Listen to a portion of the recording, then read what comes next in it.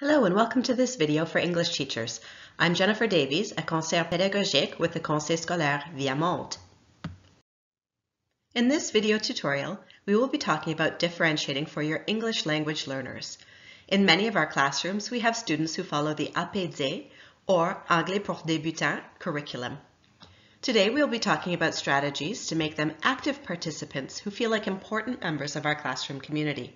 Of course, our English language learners need some small group instruction, but most of the time, they should be integrated into the activities all students are working on. By using strategies and resources that will help all students achieve, we can avoid stigmatizing and discouraging the APD student. We often think that we need separate tasks, resources, and lessons for our English language learners, but this is not always the case. The type of differentiation we will be looking at means that our Anglais pour débutants students are not in the back of the classroom with headphones on using an app or sitting at a small table working on photocopied worksheets. This type of differentiation is sometimes called high ceiling, low floor, wide walls. Low ceiling means there's an easy entry point for everyone. Low floor means there's an easy entry point for everyone. High ceiling means that our advanced students can take it even further. And wide walls means that there are many ways to succeed. In the example we'll look at today, we are basing our unit on curriculum expectations for grade 6.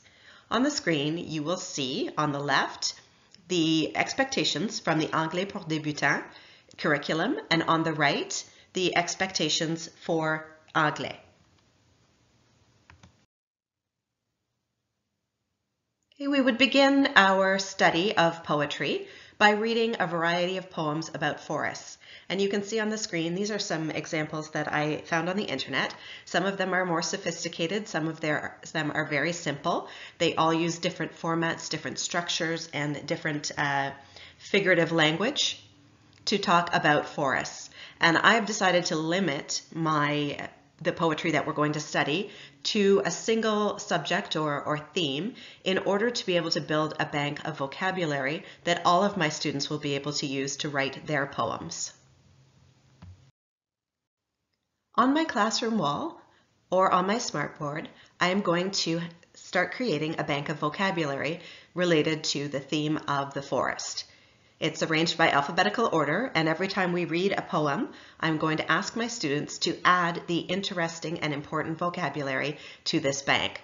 So you can see that there are some words like ancestral, accustomed, ancient, let's see what else, creaking, canopy, that perhaps my typical students who are studying the regular English curriculum will use.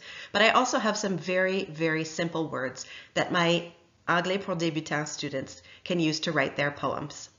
I have also created an image bank of different types of trees, and that might be something that not all of my students know, or some of my Anglais pour débutants students might be from another country, so I'm creating some vocabulary specific to types of trees.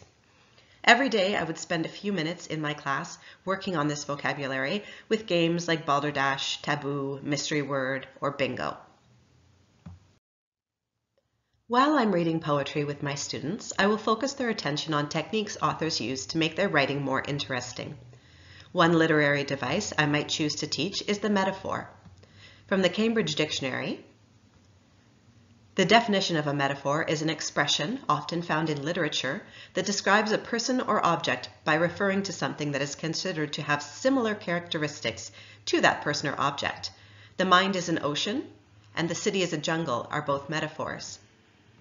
Metaphor and simile are the most commonly used figures of speech in everyday language, and figures of speech are an expectation in the grade 6 curriculum related to poetry.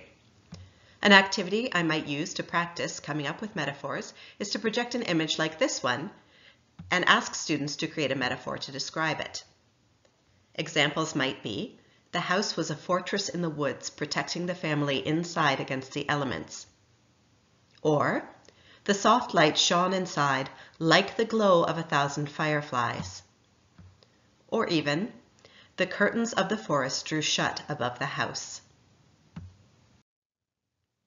A second literary device is personification. This is the act of giving a human quality or characteristic to something which is not human.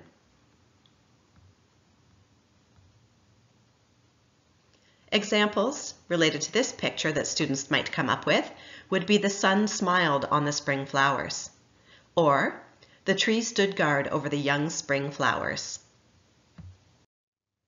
A common literary device in poetry is alliteration.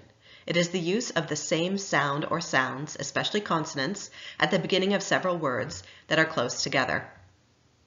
An example students could come up with for this picture would be wind on the water, waves washed ashore. At the end of my unit of study, each of my students will write a poem according to their abilities. You can see some examples here. On the left is a poem that's a little more sophisticated. On the right, an acrostic poem. And in the middle, a poem written in French. Many English language learners start by using their knowledge of their first language in order to apply some of the concepts learned in class. A next step after having written a poem in French would be to sit with the teacher or another student and to pull out some of those words of vocabulary or to come up with an overarching sentence in English that would represent their poem. If you have further questions about planning and evaluation, I suggest you subscribe to our podcast, Toute la classe. To subscribe, you can go into the Balado application that is installed on your Apple device, or if you have an Android device, go to your Play Store and download a free app such as Podcast Addict. Search for Toute la classe, click on subscribe or s'abonner, and when you have a Wi-Fi connection, each new episode will download automatically, and afterwards you can listen to it wherever you like.